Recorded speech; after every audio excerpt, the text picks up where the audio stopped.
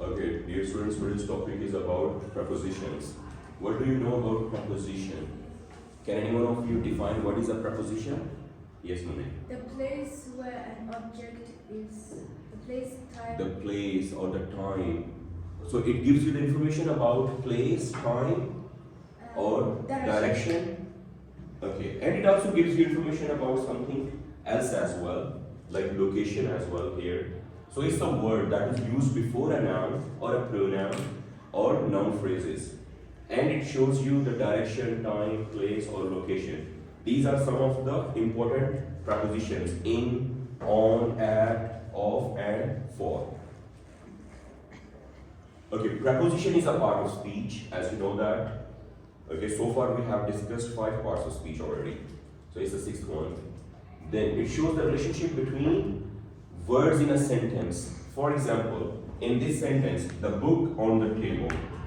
See here, guys, the relationship between the book and the table is made by on. Right? So here you are getting information that where is the book, and it is related to the table. It is on the table.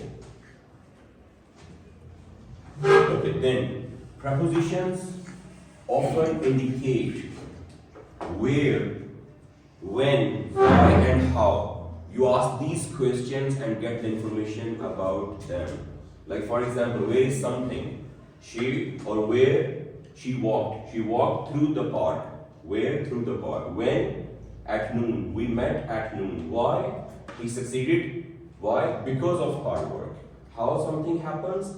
She completed task with ease. See guys, in all of, if I'm not wrong, you can see that you're getting information about your verbs usually. And they are adverbial phrases. If you remember the topic of phrases, adverb phrase, right Jihad? For example, she walked where? Through the park. So you're getting through the park is adverb phrase or prepositional phrase. What is a prepositional phrase? It begins with a preposition, right? And then it functions like an adverb or adjective. So here all of these phrases, through the park, at noon, then because of hard work, and with ease, they are functioning as an adverb. If we remove here with ease and write easily, the meaning is almost same. She completed the task easily. How she completed? Easily. Here I am asking the same question. How? With ease. With ease is adverb phrase, right? Together, because there is preposition and other word. And easily is the adverb. Easily is adverb. This is what I am saying. This is. You said with the easy, sir. And this one with ease. But this is adverb phrase. How? How? It gives you the information about the verb, how you completed the task. With ease. It's prepositional phrase as well as adverbial phrase. Why it is prepositional phrase? Because it begins with a preposition. But Mr. You understand now? Yes, you Can have. end with a preposition? A sentence? Yes. I have this as well. I have this slide. I will show you. Okay, we will discuss it later.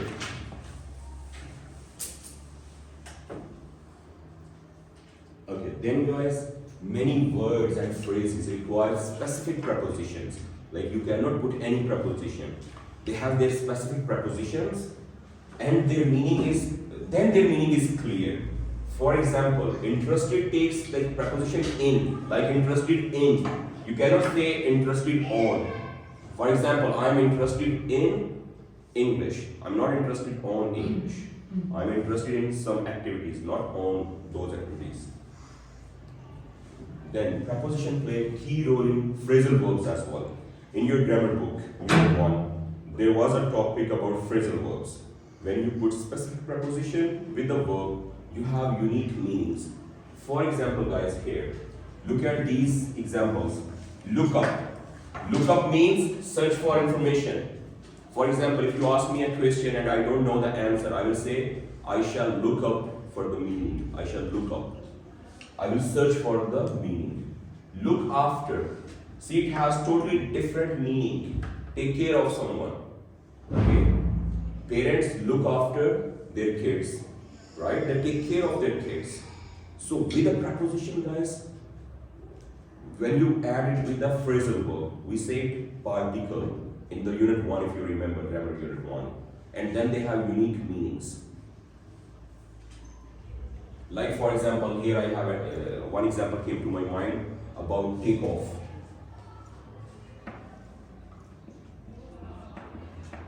Take off means remove. Like for example, I'm going to take off my jacket, right? And it has another meaning as well. Of the plane. About the plane, when it leaves the ground, the plane has taken off, right? Or the plane took off. So different meanings for the same phrasal verb. These are phrasal verbs with specific prepositions. Off is a preposition and this is a verb. Okay. There are some more examples here, guys. Okay, no. Here we are going to talk about types of preposition. The first type is, this is first type, preposition of time. It will show you when something happened or will happen. For example, we have to be ready at 5 p.m. Don't eat before bedtime. So all of these words in the red color, they show you the time. Right, guys? Yes. Okay. These three prepositions of time are very common and they have their specific use. So I will tell you. For example, guys, if you're talking about months or year, you will use in. For example, I was born in December, not say on, in December. I was born in 1989, 1990, like this. But when there is a specific date, then you will say on. I was born on 13th December. Did you understand? Specific date on. Otherwise, month or year in. At means specific time of the clock, like at 5 p.m., at 7 o'clock, then you will use at. On, like I told you, on May 1st, on December 13th. Or on the weekend. On days, name of days, on Sunday, on Monday. Our quiz is on Tuesday, for example, like this. Second type of prepositions is called preposition of place. It tells you where something happens or going to happen. Okay, for example, under, near, above, between, in, at. For example, they are building a mosque near my apartment. So the relationship between a mosque and my apartment is created, is made by the word near. Is it clear? Yes. Okay. Here we also have the same preposition, but this time we are going to use them as a preposition of place. At, in, and on. At is used for like a reference point, guys.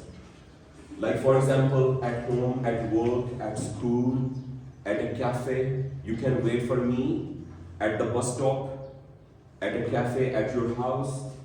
In we use for closed places. Like I am in the classroom, I'm in the kitchen, I'm in the swimming pool, I'm in the park. Closed places.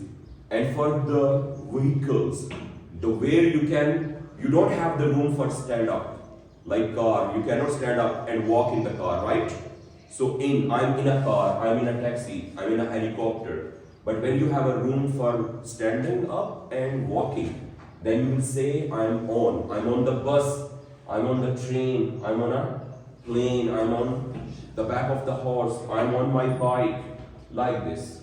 You said with the horse you can't walk. No, not walk, but you can easily sit and stand on it. And even if you want to walk, you can, because there is nothing which is stopping you from it. Right? There is open space. Yes, Karim. So, but you say like on a walk. On? On a walk. On a Yeah, walk? on a walk, yeah. Okay. Don't you say like said something you can't walk on? No, I said, for example, when you say on, it means that there is a room, okay, for standing up or for walking. Okay? Either you have both of these things, you can do both of these things. For example, I was on the plane. I could have stand up and could have walked as well. Okay? Then, the third type is called preposition of direction or movement. It shows movement or direction. Like for example, how something is moving or which way it is going. For example, in this sentence, guys, the dog ran in a circle. So in a circle here describes how it ran instead of where it ran. It is not telling you where it goes, the how it ran, like its movement. So all these words in the red, they are examples of prepositions of direction. For example, he ran across the entire field. The baby took her first steps where? Toward her mother. So there is a direction. The one. Which one? The baby took her first steps. Yes. One. Not when. You can put when with the time then. Here, where? We can't put one. No. Here, according to this preposition, where? Not here, but Direction. not here. Yes, you can. Okay, he put his first step in the room. That is where? In the room. Okay. Then in will become the preposition of place. Okay, these are the prepositions of direction. These are some of the common. Oh, sorry for the. Okay, this chart shows you some of the common prepositions of place, time, and direction, with one example of each. But do we have to memorize these? No, you just need to remember this information. Okay, additional types of prepositions, guys. Here in this chart, you will see that there are other types of prepositions as well, but they are not as common as the three types which you have just studied here. Which three types you studied? Preposition of time, place, and direction. But they are not common like them, but they are still there. I have some examples for them as well. See, in these examples, guys, there is no place, no time, and no direction. The tree of our neighbor, it shows possession, right? Yes. I'm going to adopt a dog. Which dog? With black spots. It also shows possession. Then here, the message is from outer space. Where? Outer space.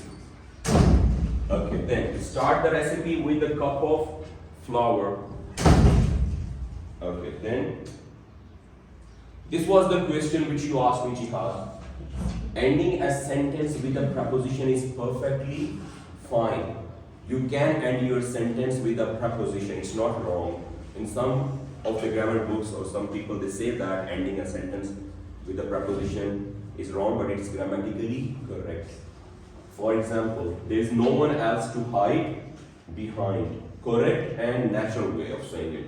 But if you say in this way, there is no one else behind whom to hide. Correct but unnatural. Similarly, where did you come from? Correct and natural way. If you say, you can ask in this way, from where did you come from? From where did you come? Sorry. Correct but unnatural. So put the preposition at the end of the sentence to avoid the unnatural sound. Thank you very much. Close.